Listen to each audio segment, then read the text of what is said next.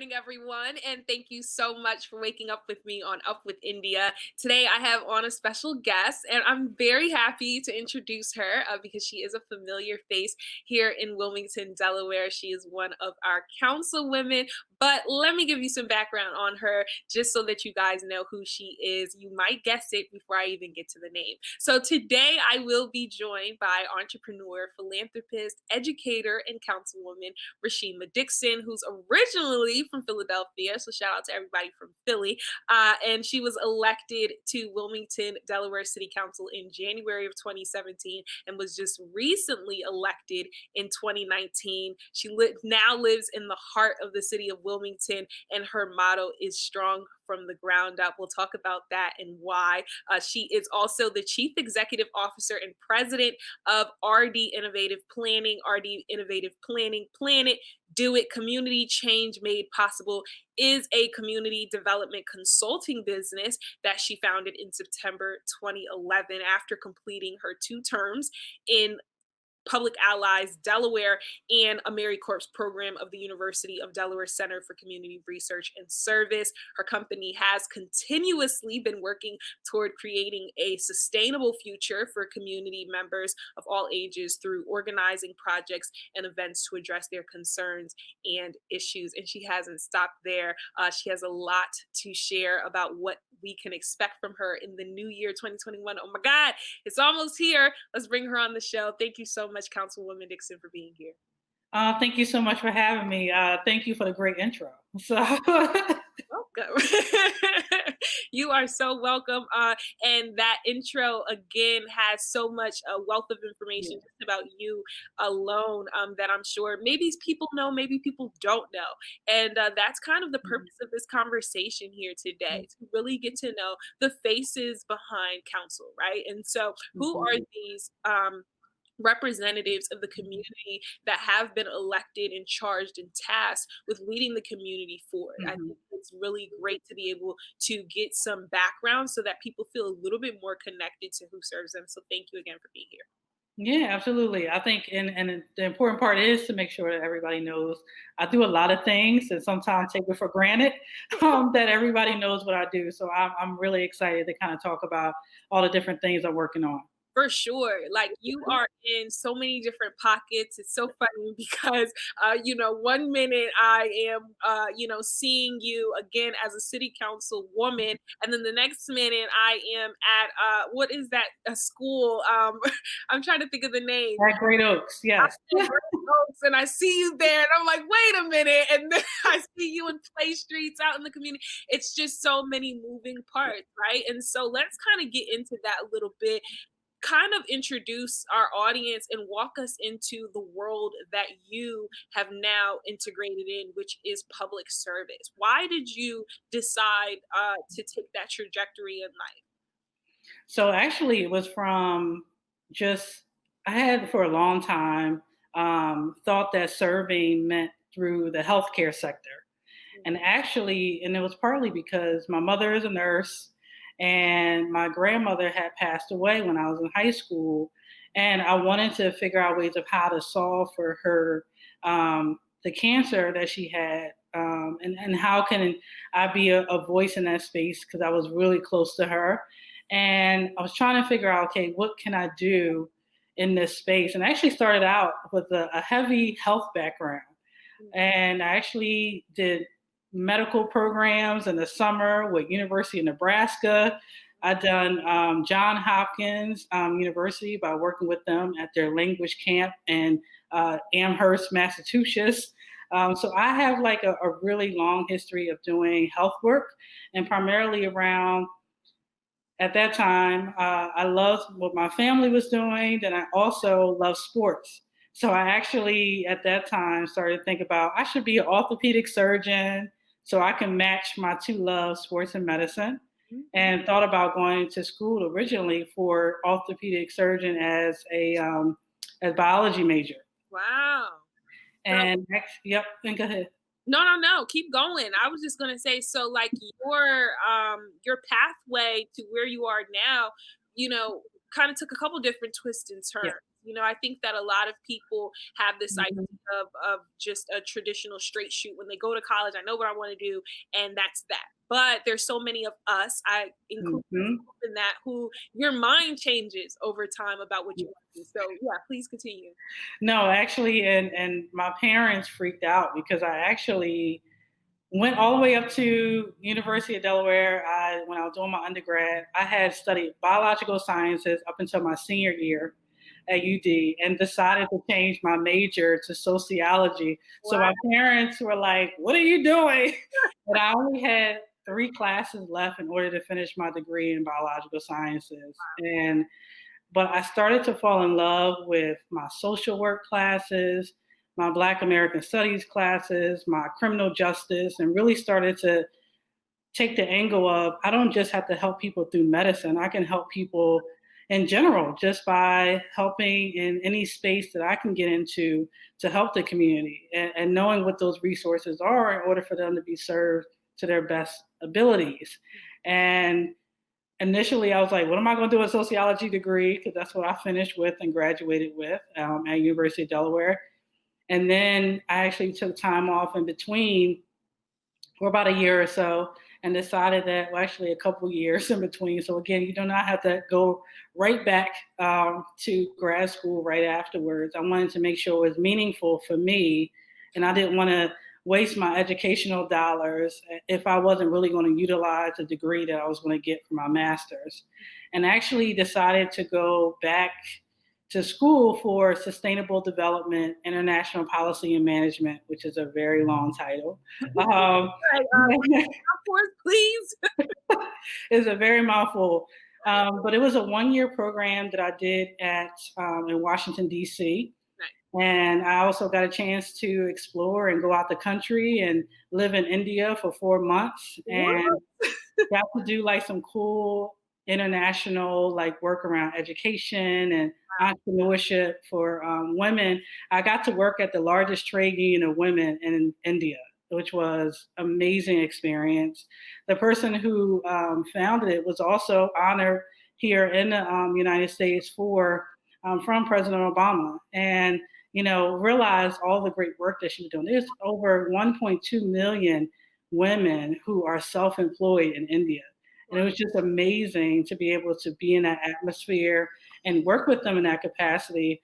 Well, I can tell you when they first said, if you want to do community development, go to India. And I was like, What about do I that? have to go to India, or could I go to, because I actually got a job offer in Washington, D.C., but they were like, you can do that anywhere. So Right. and I also had looked into San Francisco, and also I was looking at different opportunities. But India is probably the best decision I ever made for myself, of being able to take that leap in that capacity, and it became one of the most life changing opportunities. I came back a totally different, more relaxed, I think, person after that experience. More so because doing a 1 year program is intense, Yeah. very intense. Yeah. You're going to school all year round, and then you're doing an internship in between. So it's a very intense process. So coming back from India, I was like very in chill mode, because there it is about take your shoes off, sip some tea, and then we get down to business. And I can't remember them saying, Americans, you guys are always in a rush. Just Right. slow down, just slow down. And I think I came back in more of that mode because I was just so used to it, and I loved it. The only thing I missed was not going to the Taj Mahal. That was like my only thing that I missed while being there. But I got to go to Goa, which was one of their beautiful parts of beaches, and I mean, amazing. So it was definitely a life change. And I was actually getting calls from Delaware while I was in India Wow. about if I was coming back to Delaware after I finished my master's program. So Mhm. Delaware has a way of pulling on you to come back. Um, Right. and that's what I wound up doing, and coming back and kind of working back in the business aspects, to make sure that I'm still able to serve in that capacity. And Public Allies actually thought that I was going to be the first president of the United States as a female. And I'm like, no, I don't want to do anything that has to do with anything with politics at that time. And that was back in 2009 and 10. So later did they know, they already knew, I didn't, that I was going to run for office here in Delaware. But it's definitely been an experience. There's no one way path to get to where you want to go, Mhm. and I've definitely proven that going and diving into different opportunities is the best way to go through life. Oh my goodness. They say life experience is the best teacher. Yes. Like there's just nothing else that Hmm. can really give you those lessons that you need to help you move forward. Hmm. Like you said, they already knew or someone had already seen in you your quality, your skill set, your talent, your gift that would land you where you are today. But you had to discover all of that kind of through the work that you were doing. How cool is it that you got to go to India? What in the world? Yeah. To learn those lessons, right? Like you said, you could have learned those lessons maybe in San Francisco or in DC, but it was India, that select place where you were able to be exposed to so many women that were not only you know, just women, doing their thing individually, but as a collective, there were so many women Hmm. that were business owners, and you kind of got to see the importance of that. Yeah. So that in itself transcended into the not just the leadership role you have today, but also through your work, your business, and those different things. I think that's so cool. Yeah. I mean, I didn't, the work ethic Yeah. that they have and the way the caste system works there is so interesting, and it reminded me of the classism that we have here, and also and also the racism that still exists in both countries Right. is very prevalent. Yeah. And it's very interesting just to see. And they told us really, I got to go where Gandhi's ashram is, and that's where we got to see the pictures of the Oprahs and other folks, and Nelson Mandela, the folks who came to come see him while he was there, and the power in that, and I would say the resiliency Mhm. that exists in that country of what people will go through in order just to make a dollar was amazing to watch. These are women who were just making simple things like laundry detergent, and it was really interesting just to see how they operate, and also compare it to how we operate in the United States. And I actually did my thesis on the comparison between slavery and racism here in the United States, as well as their caste system concept and racism in India. Mhm. And really, they were really close as far as like the comparisons, and actually found out that in India, they really compared themselves to the Black community of how they felt they were treated in the same capacity as as they were. So it was really interesting and eye opening Or of go what they endure, and what we sometimes take for granted here because we have all the opportunities right in front of us. And I still remember somebody saying, "Well, she went out of India, go back to America style." But it just reminded me of I got to put in as much work or even more than what they're doing. Because if they can get through all this and still maintain and Right. still be in good spirits, I can do anything in the United States I want to do. Sure. And there's so many countries where it is not as prevalent or as easy to become a leader because you are a woman, right? Mhm. With you being here in the United States and kind of coming up against maybe similar obstacles, whether it is because you are a woman or being a woman of color. How have you Mhm. fought through or how have you maneuvered those spaces to be able to get to the place that you are now? Yeah, so we realize, especially in the politics world, it is very man dominated, right? So it's very male dominated. It's a field that typically a lot of women don't decide to do because they don't want to take the chance, right? There's a lot of fear in the criticisms, and we're very more nurturing style. We want to really help people in certain ways, and women just have the ability to do that. But we sometimes forget that we are just as strong as the next man next to us, if not stronger.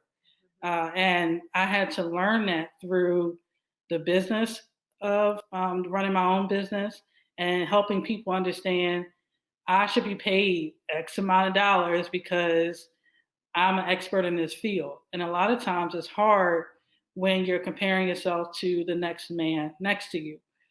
So what you realize is how can I use my resources and relationships around me to help heighten my experience and my negotiation skills in order to really get the opportunities that I know I deserve.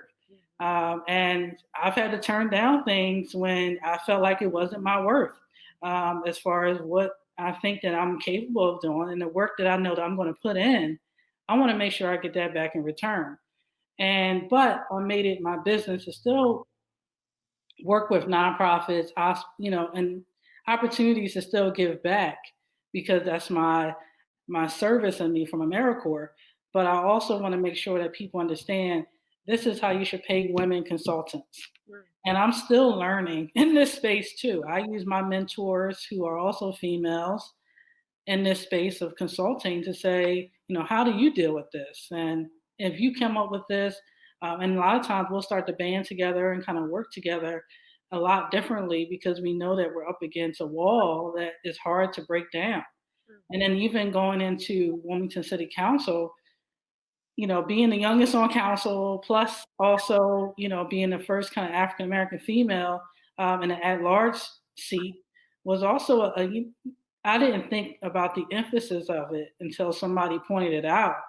But in reality, I just wanted to make sure I had the same opportunity as the next person.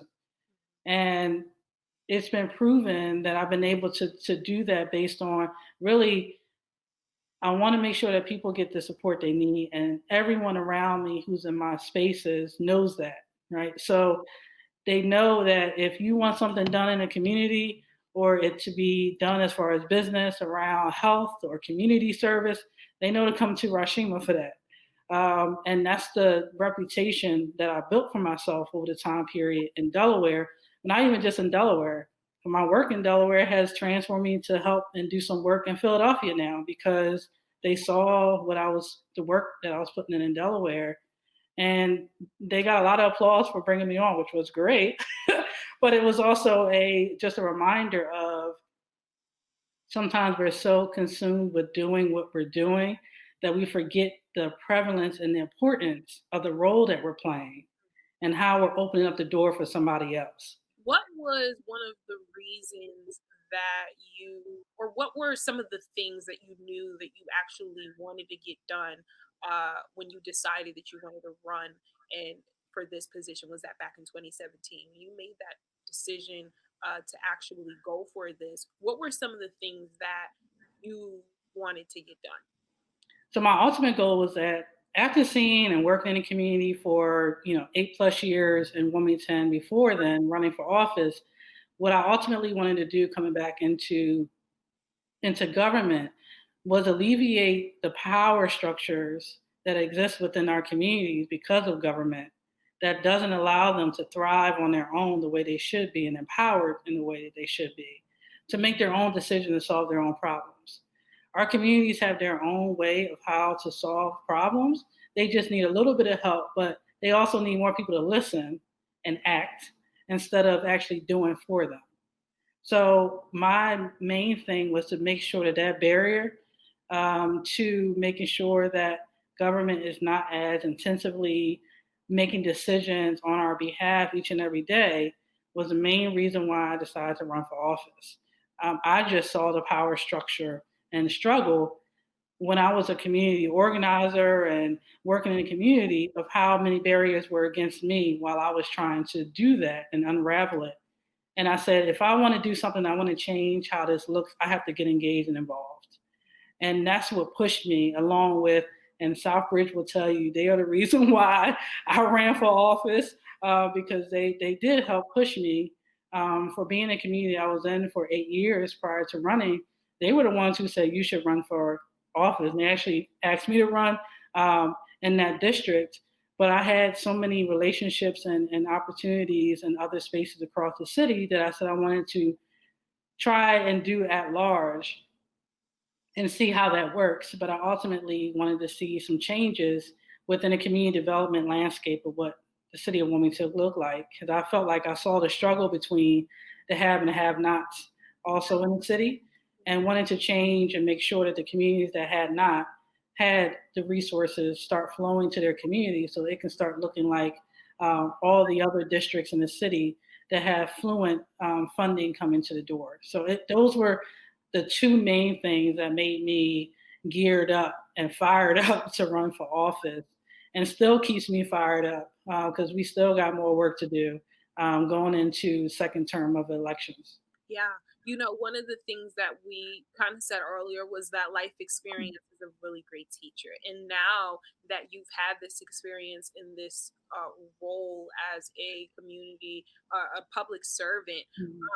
how has your perspective changed? Again, you talked a little bit about being an organizer and experiencing those disparities or blockers, and then now you're a councilwoman. So, being able to have that perspective that is from both sides, what kind of have you learned throughout this journey in your process?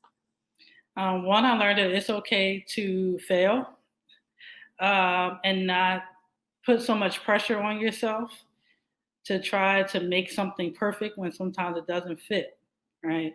Um, I had thought that I met everyone, every type of personality in the community until I got to politics. And it gave me a opening and understanding of why policy is very important in a city. Not knowing previously when I was, a community organizer doing this work and working in health and being through public allies and some of these, not knowing how much input and daily life issues that we affect by being a leader in the city of Wilmington, by being a council member.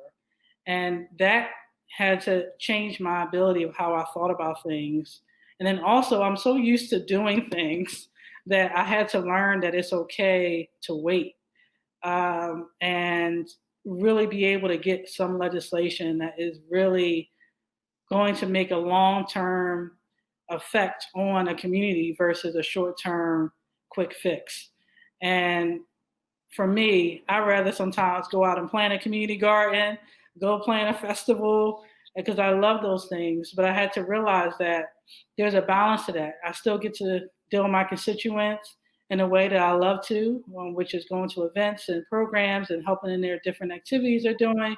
But I also get to help in the phase of how your policy around water, housing, environmental issues, how I get to affect that change every day, change my perspective on how I look at things. And it gave me an opportunity to really say why leadership is important and why we need to be more engaged and involved in this process. I think it's really interesting how you brought up from the perspective that you have now in the position that you're in, the importance of what you call the weight, right? And um, implementing um, legislation that has a long-term impact. When we consider some of the issues that people are faced with right now in the city of Wilmington, such as housing, such as gun violence, Mhm. you talked about water. There's all of these different things. Oftentimes we hear constituents that will come to city council meetings and they'll say, Mhm.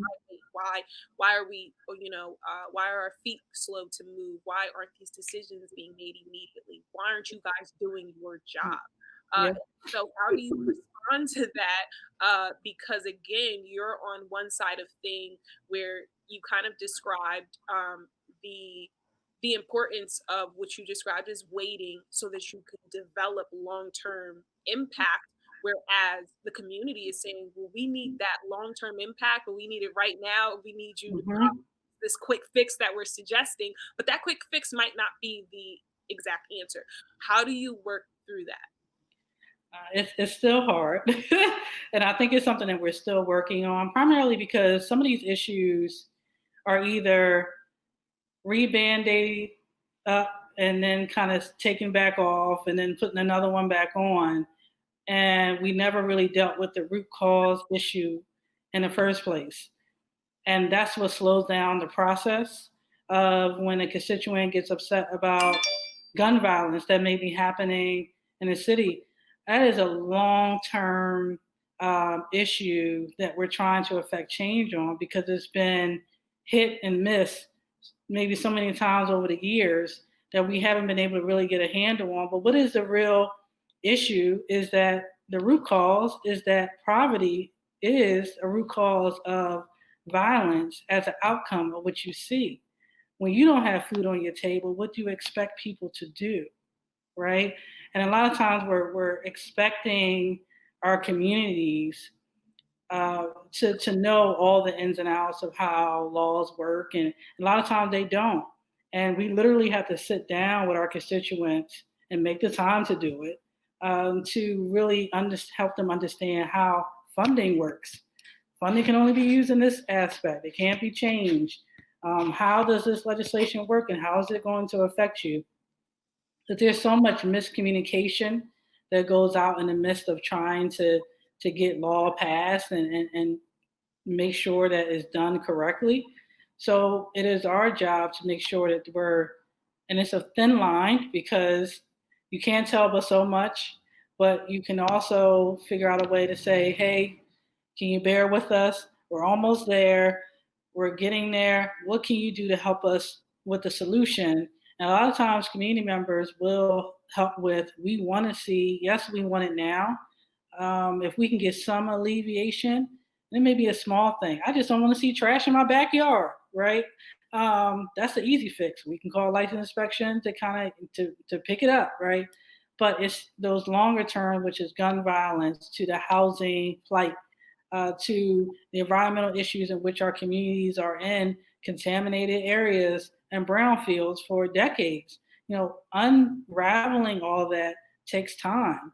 And, sometimes we're in a rush, but we don't want to rush and put another Band-Aid on that is soon to fall off. As a councilwoman, what are some of your plans? As a businesswoman, as a councilwoman, the work that you do is very community focused and centered, no matter what, capacity that you're kind of working in. But in these roles, how do you make residents and constituents feel heard, right? And I think oftentimes that is some of the biggest concerns, is that people feel like their voice isn't being heard, or that they're not necessarily the type of person that is accepted or has access to the table, right? So whatever that table is where these decisions are being made and these conversations are being had, people don't feel like they have access to that, right? And so, you're coming up on your second term now. What are some of those things that you are looking to implement for people to be better heard? Just so that they know that their, requests, their solutions aren't falling on deaf ears. So I think what is important is that we, as we work with our WITN team, right, so that we're starting to really push out the everyday story and how that we can really, of Wilmingtonians, to really say, this is how we want to see issues change, or this is what we want to do. It gives them another platform in order to do that. Other than what I know a lot of times they resort to is sending us a Facebook message or something in order for them to get heard. I think there's going to be a lot more mechanisms in place to really help people understand how they can have their voices heard. So if that's through reaching out to your individual council members, I'm always available. People know that. And I've always am a listening ear. I listen first and then act after, because if you're not listening, you're not really able to actually act on what is in an appropriate way. Sometimes we jump in too fast without having the person or to understand what is going on with them before we jump in and say, we got a way to solve it for you. And a lot of times that turns residents off. Sometimes they just want to be heard out and they want an opportunity. So my door is always open, as always. platforms like WITN platforms. Like if you do see us, because many of us are on Facebook, if they are, then and that's the best way to get to us, then do that. Calling our office and making sure, and I always say, make sure you get our cell phones because sometimes we're not always in an office at City Council, and to get to us, sometimes getting our what our public number is that's out to the community, our receptionist or secretary, somebody can give you that information so that you don't leave it on the phone line that we may not ever get. So making sure that you send us follow-up emails. So as much as we try to do to keep the doors open for you, we will. But it sometimes it may be a slower process than what we can do. But I will say my door is always open, and it has been. It will continue to be during my next 4 years. I know I have a lot going on, and people tell me that all the time. But in reality, if we can make it happen, we'll make it happen. If we can't, I'll tell you that we can't either. And we'll see what we can do to kind of make sure that your problem or your solution gets done. You definitely brought up a good point about 2021 coming around the corner. 2020 in itself has had so many changes, whereas some of the programming and the things that you used to be Mhm. part of, like play streets and those types of things, were just not as possible this year. Do you think that some of those things will come back around in the next year? And also, if not, then what are some other ways that you plan to engage with the community consistently? So yes, we got the contract extended for Parks and Recreation and for Play Street. So I was highly disappointed because that's like one of my favorite things to do every summer. As everybody knows, I love jump roping. So so having that activity for our communities is so huge because we also saw some of the changes within the neighborhood just based on doing Play Streets.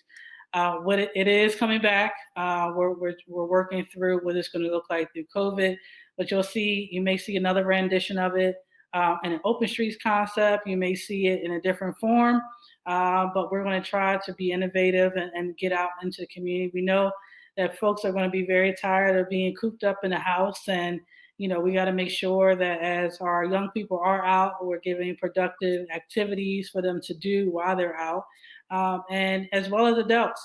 I think adults will jump and rope more than the kids, and some of the things. But also, it's a good memory kind of thing of reminding ourselves not to take ourselves so serious, but also just to sometimes it's good to be a kid again and enjoy life. And so I'm looking forward to really exploring that more with our Parks and Recreation Department and Christiana Care Health System. Looking forward to the great work that we're going to do as far as, uh, again, any events, activities. We're still available to do those things and come to those things as we normally do, even if it's on the Zooms. Invite us, have us come. Civic associations, I was just at one. And, so folks are really trying to figure out ways of how to engage during this period of time. 2020 is like no other and has taken a toll on our city. And our city is actually going to look a little bit different just based on our budget is going to be definitely affected coming into 2021 based on this year. So there's going to be some changes in how we may structure and do things. Our inauguration is not going to look the same as it did previously. All those things that we normally would get a chance to see, but we're hoping that as the spring, summer, we're able to kind of put some things in place where we can help with organizing some different events and activities for our communities to be held. But also, again, um, even if you're at home and you need help and support, let us know so that we can be helpful in that space. Again, like you said, 2020 was, unprecedented. There was a lot of things that happened that just was kind Mhm. of unexpected. We just Yeah. didn't know what the future held. And in, one regard, it was kind of a sad year for some because of how many Yes. lives we lost just because of COVID-19. And then there were other pockets and spaces that this pandemic had kind of really allowed a light to be shined on and for Mhm. issues to be talked about. And one of those things on more of a heavier topic and more serious side, one of those things was police reform and the Mhm. conversation about police brutality and these different things. Now, going into this next year, I see that there is some legislation that's on the table in regards Mhm. to that. I don't know if you can share a little bit about that, but how. City council may be planning to integrate the community into what that process and plan will look like for Wilmington? Because you talked about it changing in some ways. Can constituents expect a change in that regard? Yeah, so I think, one of the bigger things coming out of 2020's legislative process is one of them is the Citizen Review Board, where citizens can be a part of that process. And I've already gotten calls from individuals who want to be a part of that commission or task force that we're going to put together. That is something that we're going to focus on in 2021. I know our chair for it that's been helping in that capacity that pushed the bill. I can't tell too much about it because we're still in the works currently, but that is an opportunity for our citizens to take part in. But I would also say helping them identify, what our policies. We have different policies that are on the books that were published by the police department. How do we break that down so that our communities understand what those different policies are, and how can they be a change agent to make the help change what that looks like in some of those policies. Mhm. But one has to be broken down to be able to understand, for the layman term folks, uh, regarding what needs to be changed Mhm. in regards to criminal justice. Again, as we've seen over the course of the years, we've seen the outcry from the community on so many different levels, based on going out to the communities of families that have been victims of gun violence. Organizations have come together to help with that movement in the city. So we know that will continue. Those organizations will continue to do that work, and we'll support them in that work. But we also know that there has to be some work that we do on our end, regarding police department, and we're prepared to work with them hand in hand to do that. And then I also will say the other probably big thing that we ended with this in 2020 was the reparations legislation also. So that will be also something that the 108th session will be working on as well, where you'll see a task force that's put together to work on those issues to make sure that the issues of African Americans in the city of Wilmington are really taking into consideration as we're talking about what that looks like. And so the community can definitely be engaged in that process also. I think we welcome it, especially with the community partners who already been doing this work, which, I'm hoping that really take the lead on this, since they've been doing this work for so long, and want to give them their due credit for doing that.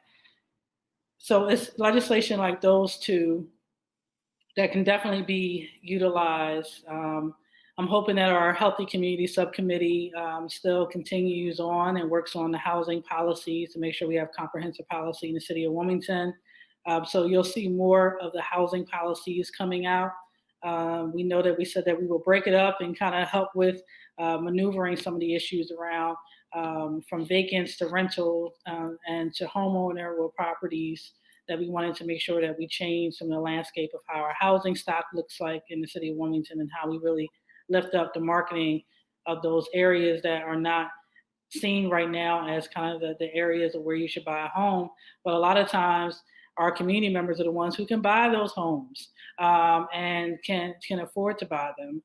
And I think pumping up more of those type of activities will get more of the community engaged in those processes. But that's just three, just to name a few. But we got a new council coming in, so who knows what we may a lot more opportunities where the community is engaged and involved. But any legislation that I do, I want to make sure that the community is always at the forefront of the decisions that we're making. One, because you guys are the ones who put us in these seats. Yeah, I definitely look forward in this new year to definitely stay in communication with you and the rest of different members of council to really be able to get a lot of that information out Mhm. there in regards to things that community members need to know, not just after a piece of legislation is passed, Yeah. but even before, Correct. because I think that's often some of the issues is just miscommunication. People just Correct. knowing kind of the language or the direction or the purpose or what so have you. So definitely looking forward to Yes. the new year. But of course, before we get out of here, I definitely want to know, again, your full day does not just consist of being a Mhm. councilwoman, but then you have that business to run, and then you're an educator. So how is all of that going to be fitting into your 2021 as well? So the same way it's been fitting, which which is I would say my calendar runs my life, y'all. So if it's on my calendar, I'm there. If it's not, then less likely it won't happen. But, but yeah, I really do truly say my iPhone calendar keeps me on pace about where I'm supposed to go. But I love being able to do all three of those careers. I had the opportunity. I'm 34 years old. I have more probably opportunities than the most typical 34-year-old.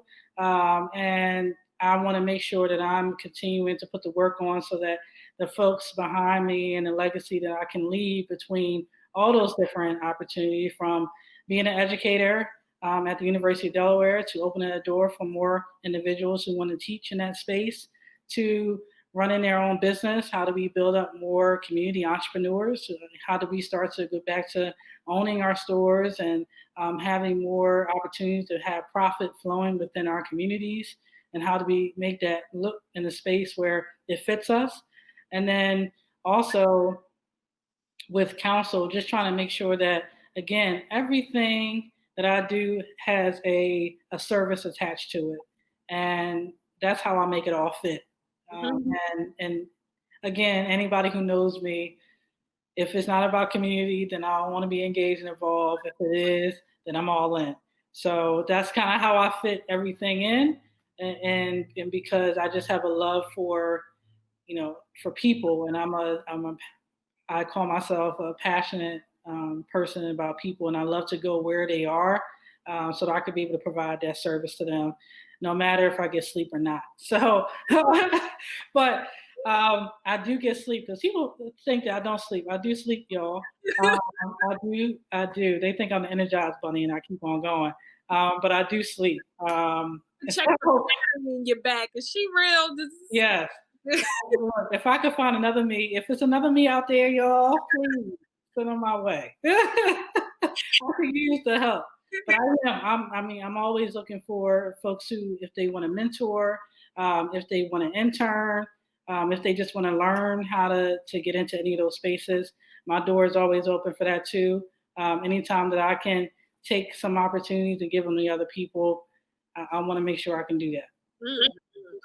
You can talk a lot about opening those doors for others and leading the way. There's so many women in history that have done that same or took on that same responsibility for you, right? And for you Yes. to be in this place that you're in today. And one of those things that has not been one of the opportunities that have not been cracked yet or has, a woman has kind of taken that place, although Kamala Harris has, taken that place for the vice president role, right?